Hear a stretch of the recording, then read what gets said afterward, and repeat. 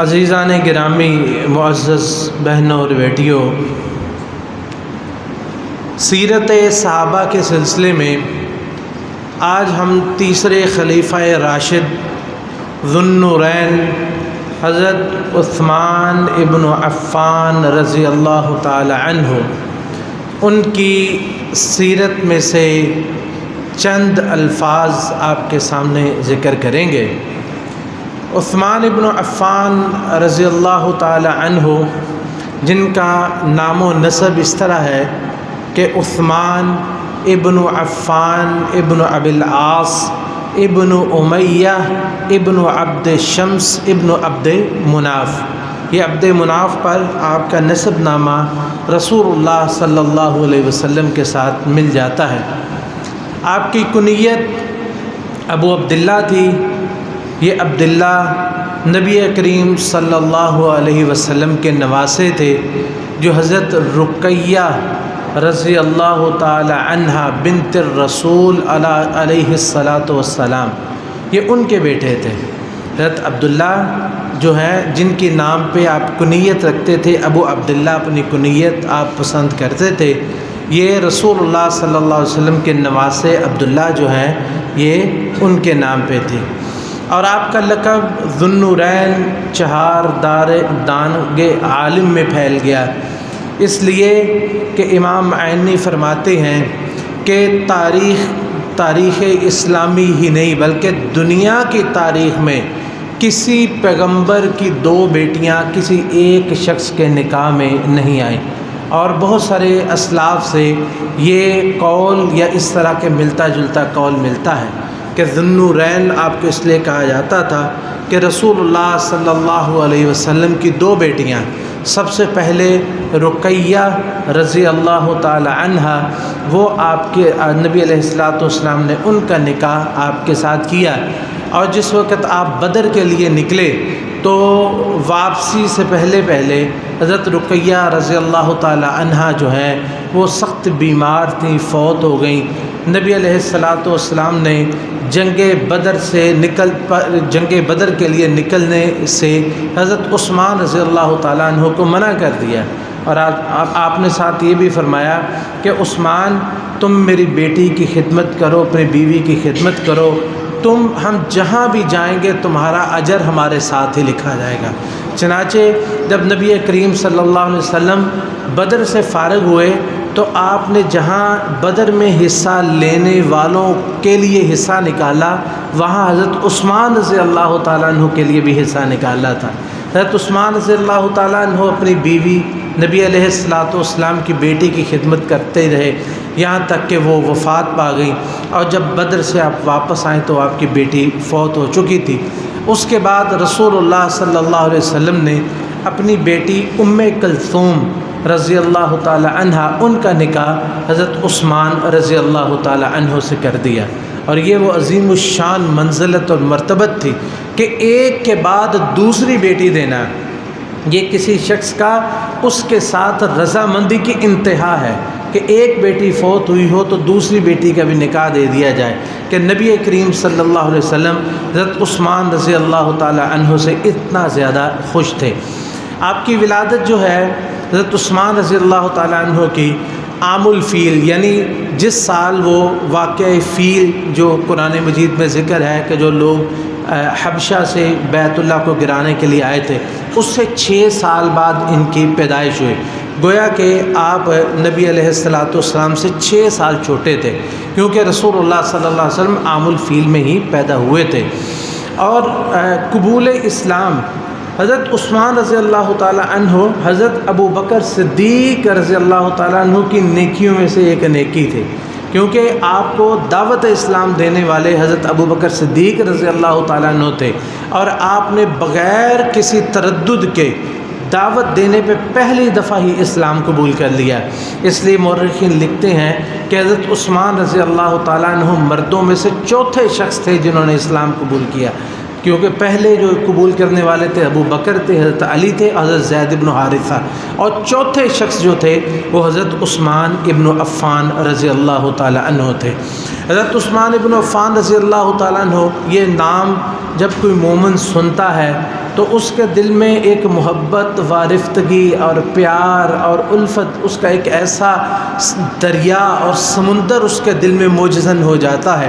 کہ یہ حضرت عثمان رضی اللہ تعالیٰ عنہ کی اللہ کے یہاں قبولیت ہے کہ ان کا نام آتے ہی سب لوگ بولتے ہیں عثمان غنی، حضرت عثمان غنی بولتے ہیں، کیونکہ اللہ تعالیٰ نے ان کو اللہ اپنے رستے میں مال خرچ کرنے کی ایسی توفیق نصیب فرمائی تھی کہ اس کی مثال نہیں ملتی، اس کا ذکر ہم آگے کرتے ہیں۔ لیکن آپ کی خصوصیات میں سے سب سے اہم خصوصیت جو تھی وہ نبی علیہ الصلوۃ والسلام سے محبت اور آپ کا ساتھ اور آپ کا پیار، وہ تو تھی ہی، لیکن جو آپ کی ذاتی خصوصیت تھی وہ سب سے زیادہ وہ تھی کہ آپ کا قرآن کے ساتھ تعلق، قرآن کے ساتھ آپ کا تعلق جو تھا وہ بہت گہرا تھا۔ آپ کاتب وحی بھی تھے، آپ کاتب وحی بھی تھے۔ جس وقت بلوائی ظالم آپ کو شہید کرنے کے لیے آئے تو سب سے پہلے آپ کی انگلیاں کٹیں، تو آپ نے فرمایا اللہ کی قسم یہ وہ ہاتھ ہے جس نے سب سے پہلے قرآن کریم کی مفصل صورتوں کو لکھا تھا، یعنی سب سے پہلے آپ نے مفصل، جو آخر میں 30ویں پارے کی چھوٹی چھوٹی صورتیں ہیں نا، ان کو مفصل کہا جاتا ہے کہ جو، تو ان کو آپ نے فرمایا سب سے پہلے قرآن کی ان صورتوں کو ان ہاتھوں نے لکھا تھا جن کی انگلیوں کو آج تم نے کاٹ دیا ہے۔ آپ کاتب وحی بھی تھے، آپ حافظ قرآن بھی تھے، قرآن کریم مکمل آپ کو حفظ تھا، اور آپ کا قرآن کریم پر حافظہ،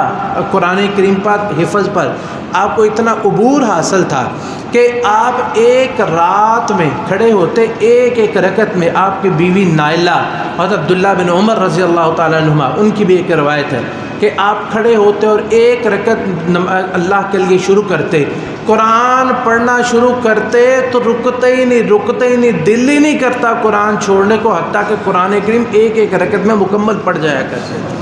قرآن کریم پہ اتنا ان کو عبور حاصل تھا اور ایسا ان کا قرآن کریم پر ان کا حفظ تھا۔ اور اسی طرح جو ہے وہ قرآن کریم کے ساتھ آپ کا جو تعلق ہے، آپ مشہور حدیث ایک سنتے ہیں کہ نبی علیہ الصلوۃ والسلام نے فرمایا خیرکم من تعلم القرآن وعلمہ، کون ایسا شخص ہے جس نے یہ حدیث نہیں سنی کہ تم میں سے بہترین شخص وہ ہے جو قرآن کریم سیکھتا ہے اور سکھاتا ہے۔ اس حدیث کا راوی بھی عثمان بن عفان رضی اللہ تعالیٰ عنہ ہیں، جنہوں نے پوری امت کے دل میں اس حدیث کے ذریعے پوری امت کے دل میں قرآن کی محبت کو بھر دیا۔ اور حضرت عثمان بن عفان رضی اللہ تعالیٰ عنہ ہی تھے کہ جنہوں نے قرآن کریم جو ہے اس پر، پوری قرآن کریم پر لوگوں کو اکٹھا کیا۔ آرمینیا یا آذربائیجان، یہ ان علاقوں میں جہاد ہو رہا تھا۔ آذربائیجان اور آرمینیا چونکہ قریب ہے، اور آج ان کی میرا خیال ان کی جنگ بھی شروع ہو گئی ہے۔ یہ آرمینیا حضرت عثمان رضی اللہ تعالیٰ عنہ کے دور میں فتح ہوا تھا۔ اس وقت ایک صحابی غالباً حذیفہ بن یمان رضی اللہ تعالیٰ عنہ غالباً یہ تھے، انہوں نے دیکھا کہ لوگ نا قرآن پڑھتے ہوئے نا، چونکہ قرآن مختلف قراءات میں اترا تھا، لوگ قرآن وہاں پڑھ رہے ہیں اور ایک دوسرے کو کہہ رہے تو غلط پڑھ رہا ہے، تو غلط پڑھ رہا ہے۔ تو انہوں نے آ کے فوری طور پر حضرت عثمان رضی اللہ تعالیٰ عنہ کو کہا کہ لوگوں کو، چونکہ سہولت کے لیے یہ قراءت نازل ہوئی تھی، لیکن ہر شخص کے بس کی بات نہیں ہے کہ وہ ان قراءت کو سمجھے یا اس کے مطابق اس کو پڑھ سکے، اس لیے آپ امت کو ایک قرآن پہ جمع کیجئے۔ حضرت عثمان رضی اللہ تعالیٰ عنہ نے پوری سلطنت سے قرآن کریم کو اکٹھا کیا، اور پھر حضرت زید بن حارثہ رضی اللہ تعالیٰ عنہ کی ذمہ داری لگائی، اور ان کے ساتھ دوسرے صحابہ تھے۔ قرآن کریم پھر آپ نے اس کے 6 نسخے اس کے لکھوائے، اور جو بڑے بڑے صوبے تھے ان بڑے بڑے صوبوں اور بڑے بڑے علاقوں میں ایک ایک قرآن کریم بھیجا، اور ان کے ساتھ ایک ایک قاری قرآن بھی بھیجا جو ان کو پڑھ کے سنائے کہ قرآن کریم اللہ تعالیٰ نے جو قریش کی زبان میں نازل کیا ہے اس کو کیسے پڑھنا ہے۔ پوری امت کے اندر آج ہم جو قرآن کریم پڑھتے ہیں، پوری کائنات میں جتنا قرآن حضرت عثمان کے دور سے لے کے قیامت تک پڑھا جائے گا، ان سب کا اجر حضرت عثمان رضی اللہ تعالیٰ عنہ کے نامہ اعمال میں لکھا جائے گا۔ اس کو مصحف عثمانی کہتے ہیں، اس کو مصحف عثمانی کہتے ہیں کہ یہ وہ مصحف ہے جس پہ حضرت عثمان رضی اللہ تعالیٰ عنہ نے ساری امت کو اکٹھا کیا تھا۔ اور جس وقت آپ اس دنیا سے، یہ زندگی بھی قرآن پہ گزاری،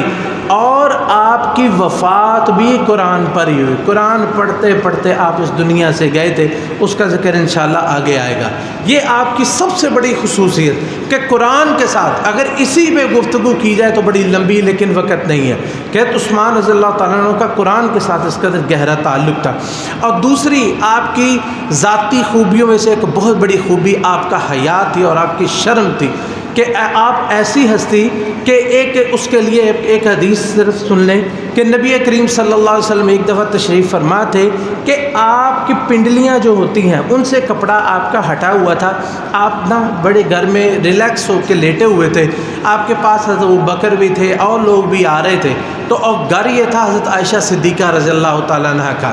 تو لوگ آتے، آپ ان کو بلا لیتے، آپ اسی طرح ریلیکس آرام سے لیٹے ہوئے ہیں.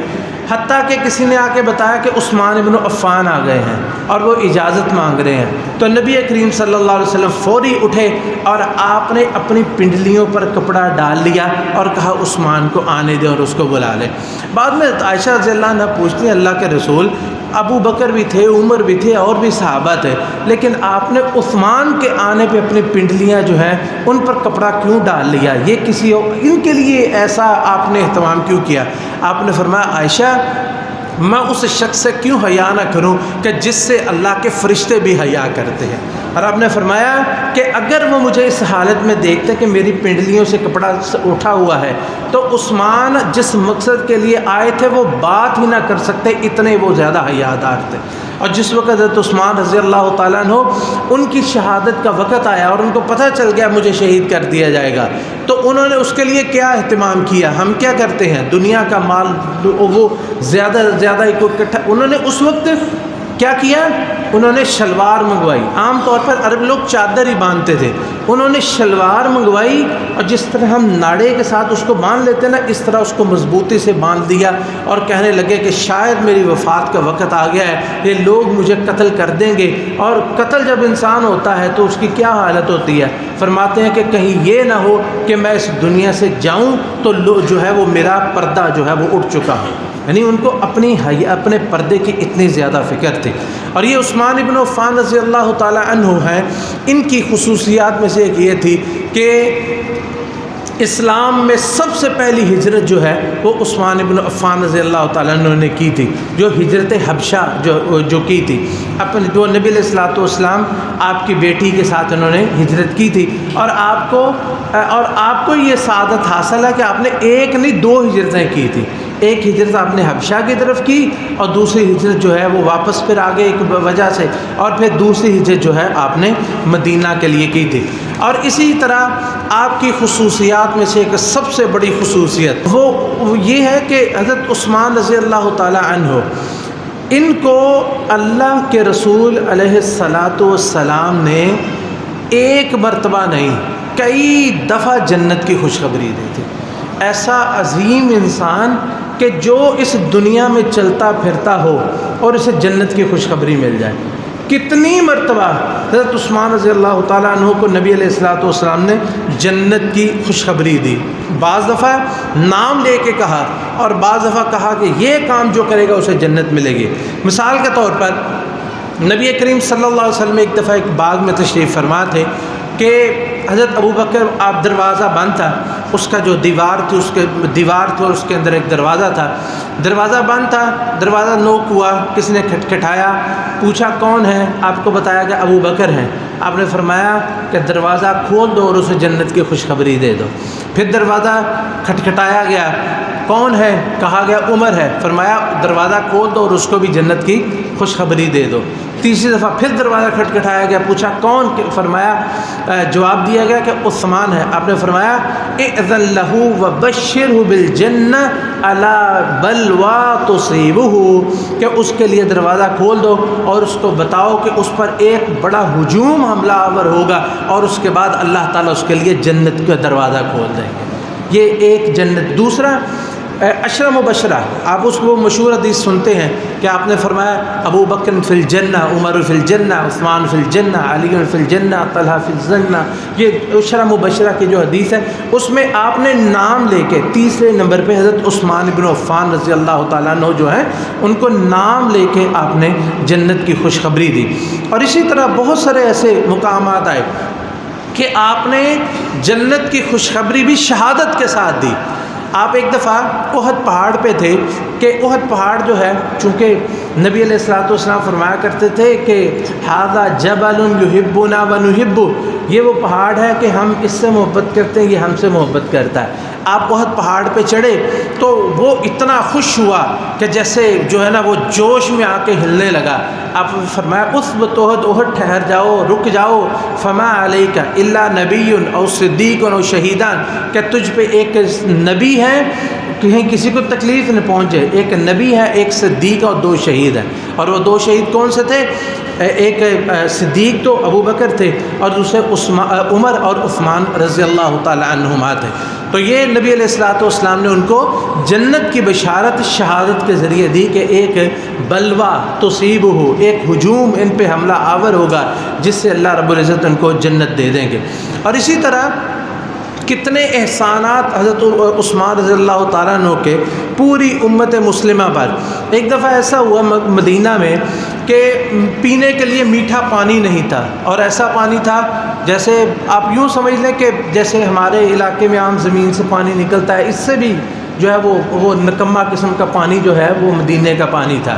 اور جو ہے وہ پینا ممکن نہیں تھا۔ کپڑے وغیرہ لوگ دھو لیتے تھے یا نہا لیا، لیکن وہ پینے کے قابل نہیں تھا۔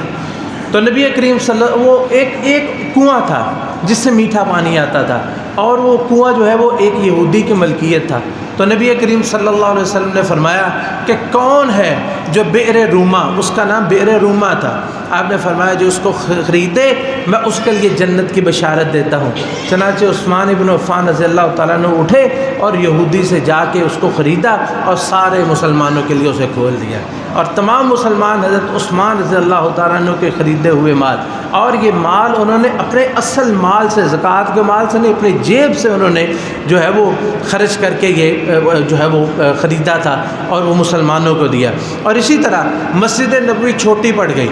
تو یہ ویسے دونوں چیزیں ہمارے لیے بھی قابل غور ہیں۔ مسجد نبوی چھوٹی پڑ گئی تو نبی علیہ الصلوۃ والسلام نے فرمایا کہ کون ہے جو فلاں شخص کا گھر جو مسجد کے ساتھ ملتا تھا وہ خرید کے مسجد کو وقف کر دے تو اس کے لیے جنت ہے۔ حضرت عثمان بن عفان رضی اللہ تعالیٰ عنہ اٹھے اور اکیلے ہی اس کی پوری قیمت ادا کر دی اور وہ مسجد نبوی کے اندر شامل کر دیا، جو قیامت تک اس مسجد کا حصہ رہے گا۔ کہ عثمان بن عفان رضی اللہ تعالیٰ عنہ کتنی دفعہ آپ کو جنت کی خوشخبری ملی، اور یہاں تک کہ جیش العسرہ، تبوک کا آج کل ہماری تفسیر بھی اسی پہ چل رہی ہے۔ تبوک کے لیے جنگ ہوئی، بہت تنگی کے حالات تھے، رسول اللہ صلی اللہ علیہ وسلم نے لوگوں سے چندہ مانگا اور آپ نے لوگوں کو کہا کہ اللہ کے راستے میں خرچ کرو، ہم نے جہاد کے لیے جانا ہے۔ تو جو ہے وہ جتنا لوگوں کے پاس تھا دیا، کسی کے پاس اتنا تھا نہیں۔ حضرت عثمان بن عفان رضی اللہ تعالیٰ عنہ اٹھے تو کہنے لگے اللہ کے رسول میری طرف سے 100 اونٹ لکھ دیجئے، اور یہ اونٹ جو بالکل تیار ہو کے آئیں گے، ان کے اوپر ان کے سواری کا سامان، کھانے پینے کا سارا سامان ہوگا، 100 اونٹ میری طرف سے قبول کیجئے۔ اللہ کے رسول علیہ الصلوۃ والسلام بے انتہا خوش ہوئے، حتیٰ کہ عثمان رضی اللہ، پھر آپ نے کہا لوگوں اللہ کے راستے میں خرچ کرو۔ پھر عثمان اٹھ کے آ گئے، کہنے کہ اللہ کے رسول 100 اونٹ اور قبول کیجئے۔ اسی طرح پھر آپ نے لوگوں سے کہا، ابھی ضرورت اتنی زیادہ تھی، پھر عثمان بن عفان اٹھے اور پھر کہنے لگے اللہ کے رسول علیہ الصلوۃ والسلام میری طرف سے تیسرا سوقہ، یعنی 100 کا تیسرا حصہ وہ بھی قبول کیجیے۔ 100 اونٹ مزید آپ نے اللہ کے راستے میں خرچ کے لیے دے دی۔ اللہ کے آپ وہ اندازہ کریں کہ ایک اونٹ کا خرچ کتنا بنتا ہے۔ اگر ہم 4 لاکھ بھی شمار کریں تو آج کے حساب سے کم 4 لاکھ، جبکہ جو سفر کے لیے اونٹ ہوتے ہیں وہ اتنے سستے نہیں ہوتے، وہ مضبوط ہوتے ہیں۔ اگر 4 لاکھ کے بھی دیکھیں تو 12 کروڑ کے کم از کم یہ اونٹ ہی اونٹ بنتے ہیں، 12 کروڑ روپے۔ اور یہیں پہ نہیں رکے، پھر 50 گھوڑے اس وقت جنگ کی سب سے بڑی سواری 50 گھوڑے اللہ کے راستے میں اسی جنگ میں انہوں نے دیے۔ اور پھر نبی علیہ الصلوۃ والسلام جو ہے وہ مزید لوگوں سے کہتے رہے، یہاں تک کہ عثمان بن عفان آئے، اپنی جولی دیناروں سے بھری ہوئی تھی، 1000 دینار لا کے اللہ کے رسول علیہ الصلوۃ والسلام کی جولی میں پھینک دیے۔ حضرت اللہ کے رسول علیہ الصلوۃ والسلام نے جب اتنا سونا دیکھا، پتہ ہے کتنا سونا بنتا ہے؟ 4.25 کلو سونا، 4.25 کلو سونا اللہ کے رسول علیہ الصلوۃ والسلام کی جولی بھر گئی، اور آپ اس جولی سے درم و دیناروں کو ایسے کرتے اور فرماتے جاتے، ما ضر عثمان ما عمل بعد اليوم، عثمان آج کے بعد تجھ سے کچھ بھی ہو جائے اللہ تجھے کچھ بھی نہیں کہے گا، ما ضر عثمان ما عمل بعد اليوم۔ اس کا یہ مطلب بھی ہے عثمان آج کے بعد کوئی بھی عمل نہ کرو، تیرے لیے جنت پکی ہے۔ اور میرے بھائیوں، یہ 4.25 کلو سونا، 4225 گرام سونا، جس کی قیمت آج کے اعتبار سے 68 کروڑ روپیہ بنتی ہے، 68 کروڑ، تقریباً 1 ارب روپے کے قریب مال ایک غزوے میں حضرت عثمان بن عفان نے آج کی قیمت کے اعتبار سے 1 ارب کے قریب مال جو ہے وہ انہوں نے ایک غزوے میں جو ہے وہ خرچ کیا تھا۔ نبی علیہ الصلوۃ والسلام کے بعد ابو بکر کے بعد عمر، اور عمر کے بعد حضرت عثمان بن عفان رضی اللہ تعالی عنہ، ان کو اللہ رب العزت نے خلافت سے نوازا۔ آپ کی خلافت جو ہے وہ اسلام کا سنہری ترین دور تھی، 12 سال آپ کا دور خلافت تھا، سب سے زیادہ دور خلافت جو ہے خلفائے راشدین میں وہ آپ کا تھا، اور آپ کا دور خلافت جو ہے اس میں بے انتہا جو ہے وہ فتوحات ہوئیں۔ بلکہ علامہ صاحب رحمۃ اللہ علیہ فرمایا کرتے ہیں، علامہ احسان اللہ ظہیر فرماتے ہیں کہ یہ لوگوں کی نظروں سے اوجھل ہے کہ حضرت عمر رضی اللہ تعالی عنہ کے دور سے بھی زیادہ فتوحات حضرت عثمان کے دور میں ہوئی ہیں، بلکہ وہ کہا کرتے تھے کہ ان سے ڈبل فتوحات حضرت عثمان رضی اللہ عنہ کے دور میں ہوئی ہیں۔ لیکن یہ کہ حضرت عثمان رضی اللہ تعالیٰ عنہ بڑے ہی حلیم الطبع اور نیک انسان تھے۔ 6 سال آپ کی خلافت کا پہلا جو عرصہ جو ہے وہ بڑے ہی خوبصورتی سے گزرتا گیا، لیکن آپ کی نرمی کو دیکھ کے بعض وہ شر پسند عناصر، جن کا سرغنہ عبداللہ بن سبا مشہور زندیق تھا۔ زندیق جانتے ہو کس شخص کو کہتے ہیں؟ جو شخص جو ہے وہ اللہ کا ہی منکر ہو، جو ایسا خبیث انسان تھا جس نے حب اہل بیت کا جو ہے وہ پردہ اوڑھا اور حب اہل بیت کو سامنے رکھا، اور یہاں تک اس میں غلو کر گیا کہ حضرت علی رضی اللہ تعالیٰ عنہ کو وہ رب کہنا شروع کر دیا تھا اس نے۔ تو اس شخص نے فتنہ پھیلانا شروع کر دیا۔ 6 سال تک وہ اس پہ محنت کرتا رہا، پوری دنیا میں گیا، مصر میں سب سے زیادہ اس کا فتنہ جو ہے وہ مصر میں پھیلا۔ کئی دفعہ ان لوگوں نے آ کے یہ مطالبہ کرنا شروع کر دیا کہ حضرت عثمان جو ہیں وہ غلط کر رہے ہیں، وہ یہ کر رہے ہیں، وہ کر رہے ہیں۔ پوری جگہ پہ اب کون ان کے پیچھے جاتا ہے، کون ان علاقوں میں جاتا، اور ان کے فتنہ جہاں تک صحابہ سے ہوا، اس کے فتنہ جو ہے وہ اس فتنہ کا وہ جو ہے وہ سد باب کرتے رہے۔ لیکن دور دراز کے علاقے، جن لوگوں نے نبی، خاص طور پر وہ لوگ نوجوان ہو گئے جنہوں نے نبی علیہ الصلوۃ والسلام کا عہد نہیں دیکھا تھا، جنہوں نے جو صحابہ نہیں تھے، تو وہی لوگ جو ہے وہ اس فتنے میں یہ فتنہ کرتے کرتے کرتے کرتے جب آپ کا آخری جو ہے وہ سال جس میں آپ کی شہادت ہوئی، یہ لوگ جتھے بنا کے مدینہ میں حملہ آور ہو گئے۔ اور اس وقت جو ہے وہ صحابہ کرام جو زیادہ تر تھے وہ حج پہ گئے ہوئے تھے، لیکن بہت سارے صحابہ مدینہ میں موجود تھے۔ آپ کے خلاف انہوں نے مدینہ میں ایک بغاوت کا ماحول جو ہے وہ بنانا شروع کر دیا، حتیٰ کہ ایک دفعہ آپ مسجد نبوی میں خطبہ دینے کے لیے کھڑے ہوئے تو ایک خبیث انسان جو ہے وہ کھڑا ہوا، اور وہ آپ کے خطبے کے دوران بولنا شروع ہوا، اور پھر جتنے وہ لوگ مسجد میں پھیلے ہوئے تھے وہ سارے اکٹھے ہوئے، حضرت عثمان رضی اللہ عنہ پر حملہ آور ہو گئے، اور آپ کو ممبر سے انہوں نے اتار دیا۔ چنانچہ عثمان رضی اللہ تعالیٰ عنہ پر انہوں نے تشدد بھی کیا، آپ کو پھر لوگ چھڑا کے آپ کے گھر میں لے گئے، اور اس کے بعد پھر وہ 40 روز تک، تقریباً 30 دن یا 40 دن آپ اپنے گھر میں محصور رہے۔ آپ کے لیے مسجد میں داخلہ بند تھا، آپ کے لیے کھانا بند تھا، آپ کے لیے پینا بند تھا۔ ایک دفعہ آپ نے خطبہ بھی دیا کہ لوگوں، میں تمہیں اللہ پر گواہ بنا کے کہتا ہوں، جو لوگ اللہ کے رسول علیہ السلام کے زمانے میں موجود تھے، کیا یہ مسجد نبی وہی مسجد نہیں ہے جس کے لیے اللہ کے رسول علیہ السلام نے فرمایا تھا جو اس کو خرید کے فلاں حصہ مسجد کو دے دے اس کے لیے جنت ہے؟ صحابہ نے کہا ہاں ہم موجود تھے، ہم اس پہ گواہ ہیں۔ اور آپ فرماتے ہیں کہ آج اسی مسجد میں جانے سے مجھے روک دیا گیا۔ آپ نے فرمایا یہ بئر روما وہی نہیں ہے جو میں نے یہودیوں سے خرید کے سب مسلمانوں کے لیے وقف کیا، اور آج تم مجھے اسی کنویں کا پانی پینے سے روکتے ہو۔ لوگوں نے قسمیں اٹھائی کہ اللہ کی قسم ہم اس پر گواہ ہیں کہ آپ نے اس کنویں کو خریدا تھا، اور کتنی باتیں حضرت عثمان رضی اللہ تعالیٰ نے لوگوں کے سامنے یہ کی، یہاں تک کہ لیکن جو صحابہ تھے وہ پریشان تھے اور آپ کا دفاع کرنے کے لیے آئے، لیکن حضرت عثمان رضی اللہ تعالیٰ عنہ فرماتے ہیں کہ یہ مدینہ ہے اور حرم مدنی ہے، اللہ کے رسول کا شہر ہے، اس شہر میں میرے لیے خون نہیں بہنا چاہیے۔ یہ لوگ آپ کے دشمن نہیں ہیں، یہ میرے دشمن ہیں، بس ان کا ایک معاملہ میرے ساتھ ہے۔ آپ نے صحابہ سے قسمیں لی اور ان سے پکے وعدے لیے، عہد لیے، اور آپ کے دفاع کرنے والوں میں حضرت علی رضی اللہ تعالیٰ عنہ اور آپ کے بیٹے حسن و حسین پیش تھے جو آپ کے دفاع کے لیے جو ہے وہ آ گئے تھے۔ لیکن حضرت عثمان رضی اللہ تعالیٰ عنہ نے سب کو بھیج دیا اور سب کو کہا کہ کوئی اس مدینہ میں لڑائی نہ کرے، ان کی میرے ساتھ جنگ تھی۔ اور بات یہ ہے کہ اگر آپ کا ہی معاملہ تھا تو سیدھی سی بات، ہر بندہ جو ہے وہ جیسے آج طرح طرح کے لوگ وہ کہتے ہیں کہ جی آپ استعفیٰ دے دیتے، جنگ یہ جو ہے وہ خلافت چھوڑ دیتے، لیکن بات یہ ہے کہ یہ خلافت جو ہے رسول اللہ صلی اللہ علیہ وسلم نے آپ سے عہد لیا تھا۔ عائشہ صدیقہ رضی اللہ تعالیٰ عنہ بیان کرتی ہیں کہ رسول اللہ صلی اللہ علیہ وسلم مرض الموت میں تھے کہ آپ نے فرمایا کہ میرا دل کرتا ہے میرا کوئی ساتھی میرے پاس ہو۔ کہتی ہیں ہم نے کہا ابو بکر کو بلائیں، آپ خاموش رہے۔ پھر پوچھتی ہم نے کہا عمر کو بلائیں، آپ خاموش رہے۔ پھر کہتی ہیں، فرماتی ہیں کہ ہم نے کہا عثمان کو بلا دیں، آپ نے فرمایا ہاں عثمان کو بلاؤ۔ کہتے ہیں کہ نبی علیہ الصلوۃ والسلام کے کہنے پہ ہم نے عثمان رضی اللہ تعالیٰ عنہ کو بلایا تو نبی علیہ الصلوۃ والسلام نے ان کے ساتھ کچھ گفتگو کی۔ ہم نے دیکھا کہ عثمان رضی اللہ تعالیٰ عنہ کا چہرے کا رنگ بدلا ہوا ہے، ایک عہد ان سے لیا۔ بعد میں اور بھی راوی ہیں اور عائشہ رضی اللہ تعالیٰ عنہ بھی روایت کرتی ہیں کہ نبی کریم صلی اللہ علیہ وسلم نے فرمایا تھا عثمان لعل اللہ یکمسک بقمیص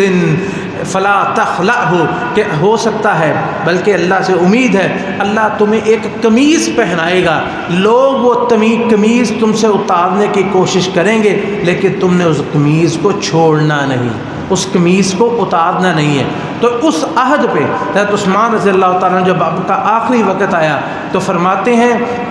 کہ لوگوں تم جو ہے اپنے گھروں میں چلے جاؤ، میں نے اللہ کے رسول علیہ الصلوۃ والسلام سے ایک عہد کیا تھا اور اس عہد پہ میں قائم ہوں۔ اور کیوں قائم تھے؟ عبداللہ ابن عمر رضی اللہ تعالیٰ عنہما وہ آپ کے پاس آتے ہیں اور آ کے پوچھتے ہیں اے عثمان رضی اللہ تعالیٰ عنہ،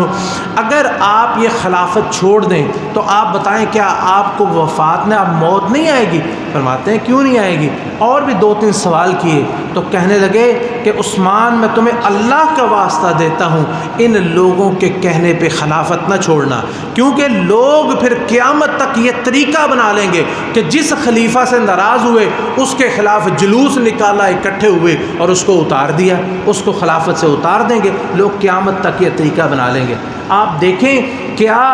یہی طریقہ ہمارے پاکستان میں نہیں ہے؟ ہمارے پاکستان کا بیڑا غرق ہی اس وجہ سے ہوا ہے، ایک دو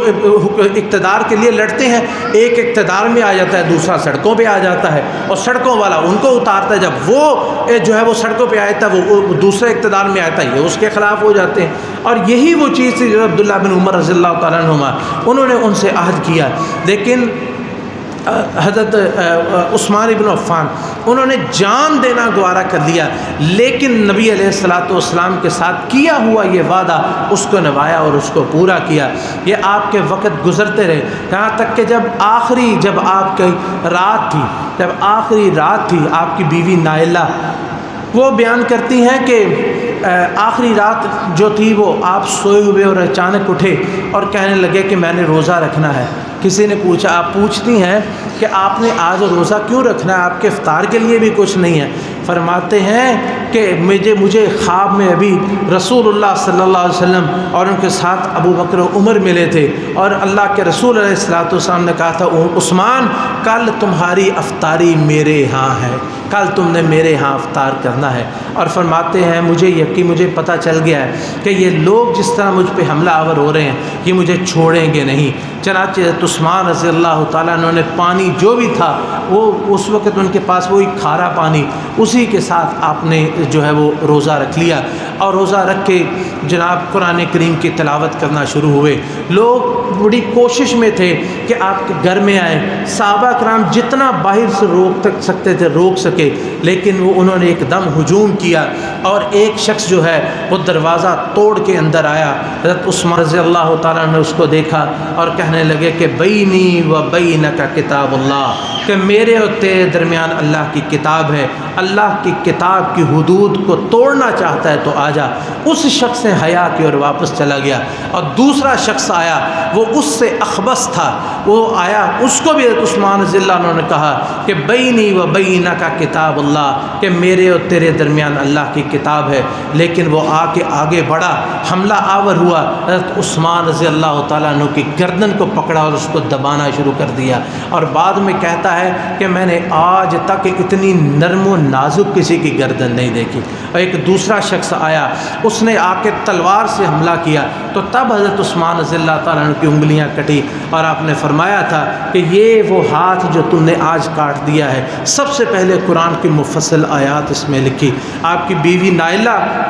وہ آپ کے دفاع کے لیے آئی، لیکن اس ظالم نے ایسی تلوار ماری کہ آپ کی بیوی نائلہ کا بھی ہاتھ کٹ گیا، اور پھر وہ آپ پر حملہ آور ہوا، اور آپ کو جو ہے وہ اس نے شہید کیا، نہ صرف شہید کیا بلکہ آپ کی گردن کو کاٹ دی۔ ابن کثیر رحمۃ اللہ علیہ فرماتے ہیں جب پہلا زخم آپ کو لگا، آپ کے خون کا پہلا قطرہ جو ہے وہ اڑا، تو آپ کے سامنے قرآن کریم کھلا ہوا تھا، اور اس میں وہ پہلے سپارے میں آج جو آیت ہے فَسَيَكْفِيكَهُمُ اللَّهُ وَهُوَ السَّمِيعُ الْعَلِيمُ، کہ عنقریب اللہ ہی ان کے لیے کافی ہو جائے گا۔ اس آیت پہ وہ چھینٹا پڑا تھا، اور آج بھی ترکی میں وہ قرآن کریم کا ایک نسخہ ہے جس کے بارے میں کہا جاتا ہے کہ یہ وہ نسخہ تھا جو حضرت عثمان رضی اللہ عنہ کے پاس تھا، یعنی اسی قرآن کو پڑھتے ہوئے اسی پہ ان کی شہادت ہوئی ہے، اور اس شخص نے، ظالم نے، آپ کی گردن جو ہے وہ تن سے جدا کر دی، اور پھر ایک اور پھر وہ انہوں نے حملہ کر دیا۔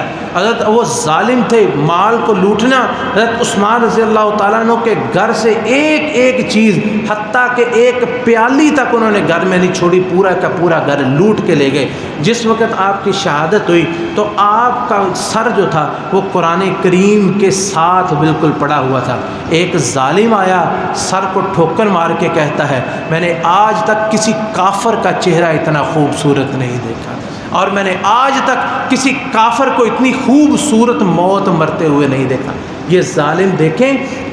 کس شخص کو کافر کہہ رہے ہیں، کہ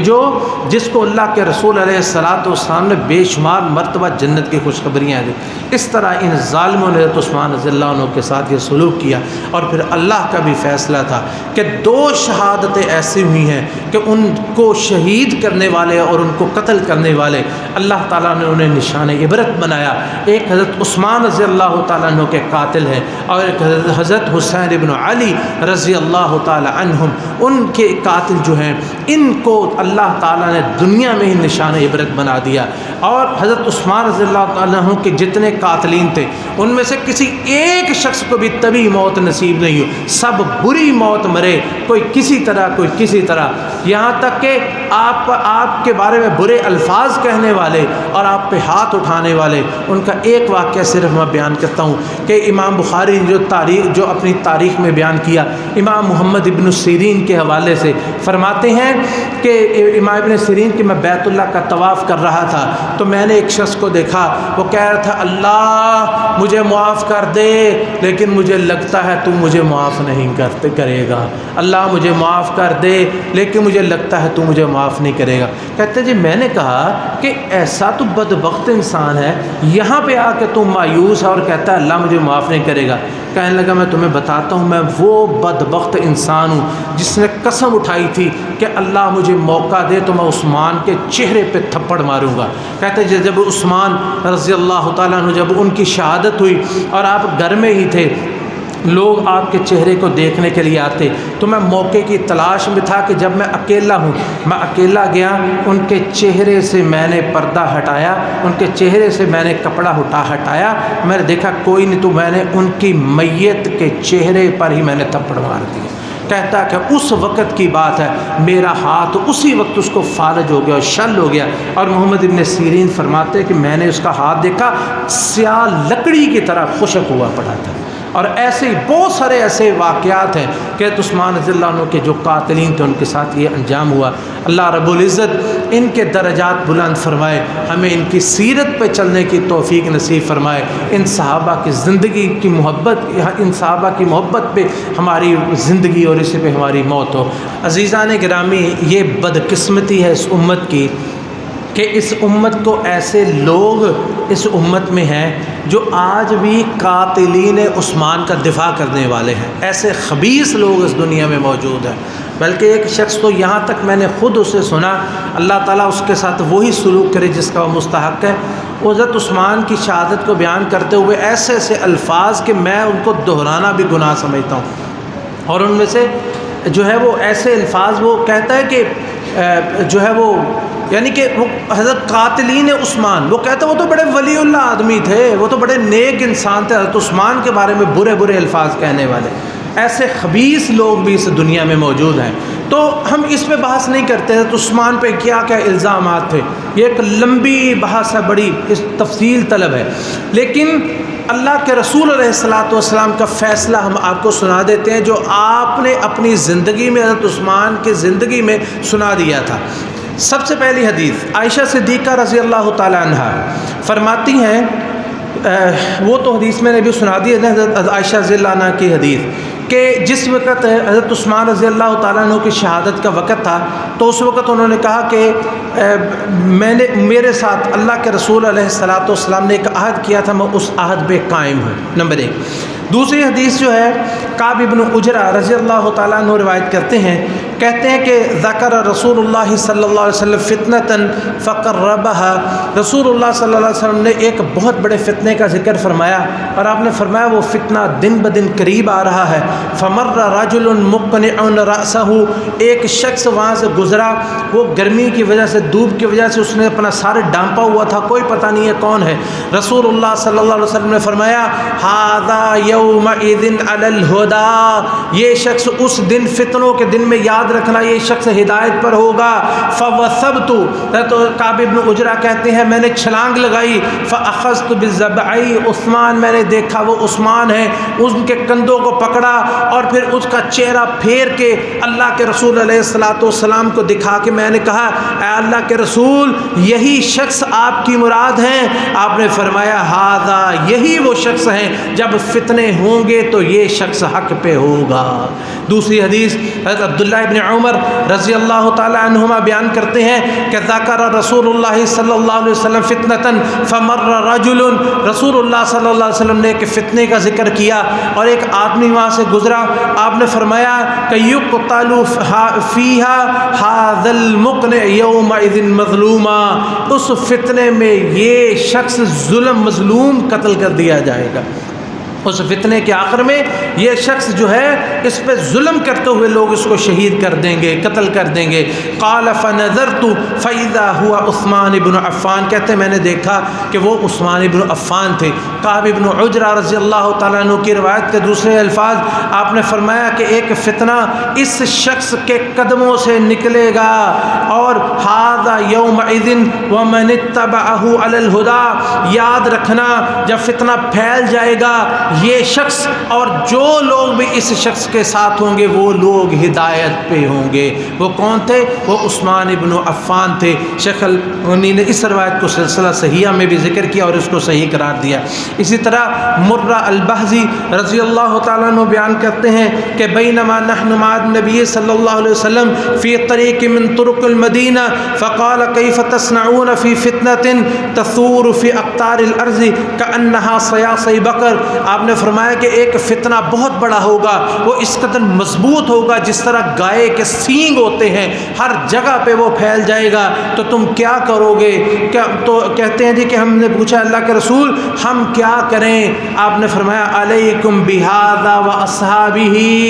اس وقت تم اس شخص اور اس کے ساتھیوں کا ساتھ دینا تم حق پہ ہوگے۔ قال فاسرعت حتى عطفت على الرجل، تو نبی علیہ الصلوۃ والسلام نے جس کے بارے میں اشارہ کیا، کہتے ہیں میں بھاگ کے گیا اور اس کو دیکھا، فقلت هذا یا نبی اللہ، میں نے کہا اللہ کا رسول یہ مراد ہیں؟ تو میں نے دیکھا کہ وہ عثمان بن عفان تھے۔ نبی علیہ السلام نے فرمایا ہاں یہی شخص جو ہے وہ حق پر ہوگا۔ اس کے بعد بھی اگر کوئی شخص یہ سمجھتا ہے کہ عثمان کے علاوہ کوئی حق پہ اور تھا، آپ کے قاتل حق پہ وہ رسول اللہ صلی اللہ علیہ وسلم کا منکر ہے، وہ نبی علیہ الصلوۃ والسلام کے فرامین کا منکر ہے، اس شخص کا انجام اللہ تعالیٰ قاتلین عثمان کے ساتھ ہی کرے۔ اور ہم عثمان سے محبت کرتے ہیں، یہی محبت ہماری زندگی ہے۔ اللہ اسی محبت کو ہمارے لیے توشہ آخرت بنا دے اور قیامت کے روز ہمیں بھی ان صحابہ کے ساتھ جمع فرما دے۔ اللہم صلی علی محمد